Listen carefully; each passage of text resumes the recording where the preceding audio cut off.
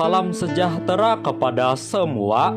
Pada hari ini saya akan menceritakan berkaitan dengan Tamadun Sriwijaya, yang dimana Tamadun Sriwijaya telah wujud selepas kejatuhan kerajaan Funan ekoran daripada serangan Chenla pada abad ke-5 Masehi. Kejatuhan Empire Funan ini telah meletakkan asas yang kukuh bagi Empire Sriwijaya. Umumnya para sarjana menganggap Sriwijaya sebagai sebuah empire Melayu yang unggul sebelum Kesultanan Melayu Melaka. Kerajaan ini muncul pada abad ke-7 Masehi dan terletak di Tenggara Sumatera. Sriwijaya berjaya mengekalkan keunggulan dalam ekonomi dan politik di alam Melayu sehingga abad ke-13 Masehi. Tambahan pula, keunggulan Sriwijaya ini disebabkan adanya kekuasaan maritim yang bercorak ke lautan. Kerajaan Sriwijaya berjaya mengawal perdagangan laut sekitar Selat Sunda dan Selat Malaka yang sebelum ini dikuasai oleh Kerajaan Kantoli. Keagungan dan keunggulan Kerajaan Sriwijaya bukan semata-mata karena penguasaannya dalam bidang ekonomi kelautan, malah kebolehan para pemerintahnya memperluaskan kekuasaan dan jajahan politiknya ke atas negeri-negeri lain. Contohnya, Kerajaan Sriwijaya telah menakluki Kedatua, Bangka, dan Tulang Bawang. Selain daripada hasil perdagangan intripot, Kerajaan Sriwijaya turut mempunyai sumber hasil daripada hutan dan pertanian, yaitu terdiri daripada lada hitam, pinang, dan hasil galian seperti emas.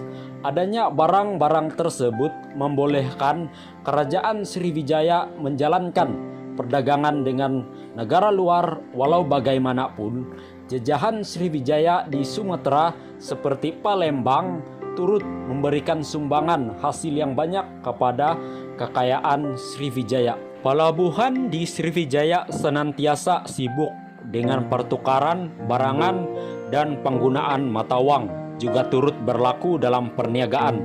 Ramai saudagar dari negara luar datang berdagang dan masing-masing bersaing antara satu sama lain. Rekod China ada mencatatkan tentang perdagangan di Sriwijaya. Selain daripada itu, sumber ekonomi Sriwijaya turut berdasarkan kepada cukai kastam yang dikenakan ke atas barang-barang dagangan saudagar asing yang dibawa oleh kapal-kapal dagang, terutamanya kepada para pedagang India dan China. Kedudukan pelabuhan Sriwijaya yang terletak di Selat Sunda adalah terlindung daripada tiupan angin monsun barat daya dan monsun timur laut.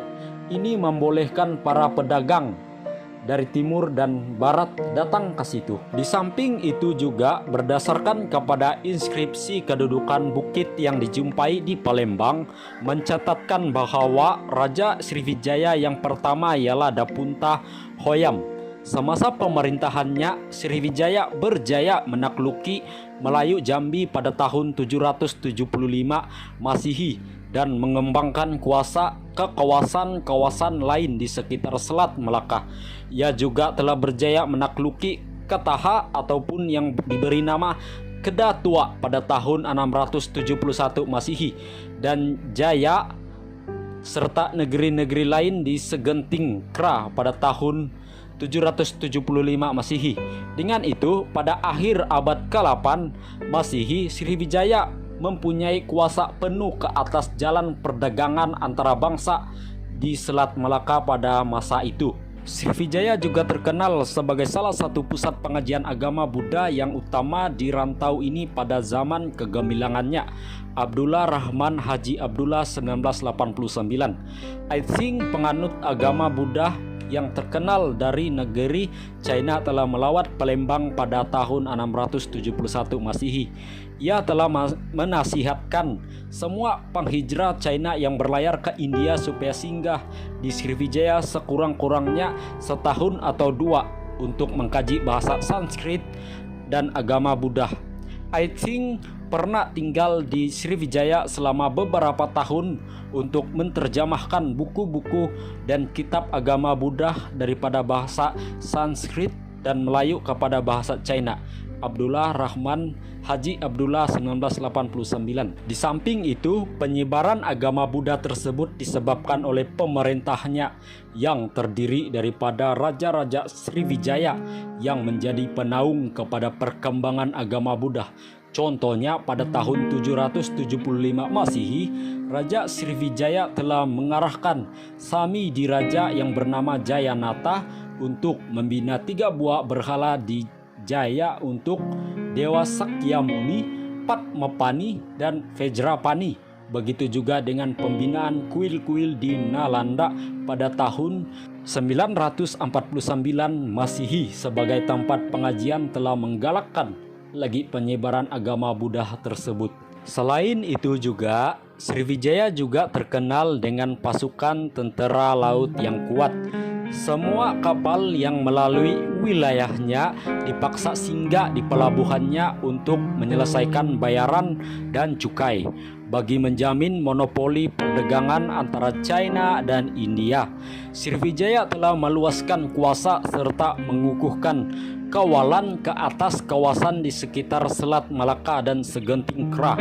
Ini termasuklah Legor, Chaya, dan Takwapah. Abdullah Azmi Abdullah Khalid 1997. Akhirnya pada abad ke-14, kerajaan Sriwijaya terpaksa menghadapi cabaran daripada kuasa lain seperti Kerajaan Mataram, Kediri, Singgasari, dan Majapahit di Pulau Jawa. Kerajaan ini adalah berbeza dengan Sriwijaya karena walaupun ekonomi mereka bergantung kepada perdagangan, tetapi pertanian juga turut menyumbangkan kepada kekuatan ekonomi Sriwijaya. Sriwijaya juga tidak dapat lari daripada menghadapi ancaman dan serangan daripada kuasa luar. Mulai pertengahan abad ke-8 Masehi, Kerajaan Mataram di Pulau Jawa telah mula mengancam Sriwijaya. Bermula pada tahun 775 Masehi, kerajaan raja yang memerintah Sriwijaya adalah berasal daripada Kerajaan Sailendra, Abdullah Rahman Haji Abdullah 1989. Seterusnya Sriwijaya turut diserang oleh kerajaan Raja Endra Chola pada tahun 1025 Masehi. Ini telah melemahkan lagi kekuatan Sriwijaya. Akhirnya menjelang abad ke-13 Masehi, kerajaan Sriwijaya menjadi semakin lemah dan akhirnya runtuh. Abdullah Rahman Haji Abdullah 1989 telah mengatakannya. Itu sahaja daripada perkongsian ataupun cerita yang saya dapat bagikan kepada semua. Semoga ianya menjadi bermanfaat dan menjadi satu ilmu bagi kita untuk mempelajari tamadun Sriwijaya ini. Sekian dan terima kasih, sampai jumpa lagi.